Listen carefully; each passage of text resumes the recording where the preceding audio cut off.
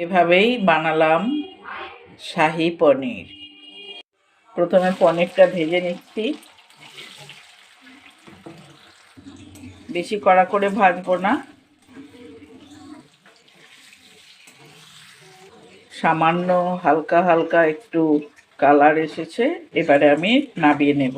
এবারে এই ভাজা পনিরগুলো গরম একটু নুন দেওয়া ছিল জলে, দিয়ে দেব, তাহলে একটু নরম হবে। দেখো, এবারে আমি তিল দিচ্ছি, এগুলো পেস্ট করব, তিল, পোস্ত, কাজু।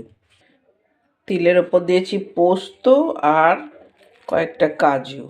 এই পেস্টটা অনেকটা হয়ে থাকবে। টমেটো পেস্ট করে নেব। প্রথমে কড়ায় জিরে ফোড়ন দিলাম, এবারে দিচ্ছি টমেটো পেস্ট করা, এখানে দিচ্ছি শাহি গরম মশলার গুঁড়ো, সামান্য নুন। এবারে ওই কাজু, তিল, পোস্ত, ওই পেস্টটা দিলাম।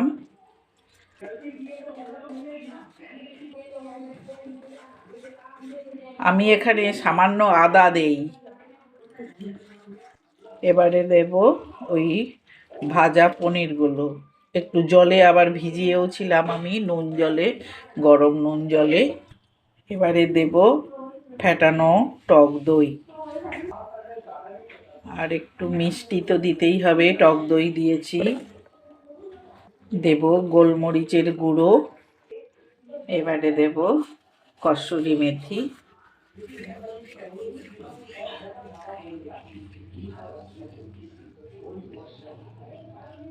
এখন একটু মাখন দিয়ে দিলাম, আর এখন একটু দিলাম সামান্য একটু ফ্রেশ ক্রিম, একটু গরম মশলা দিলাম। এভাবেই বানালাম শাহী পনির।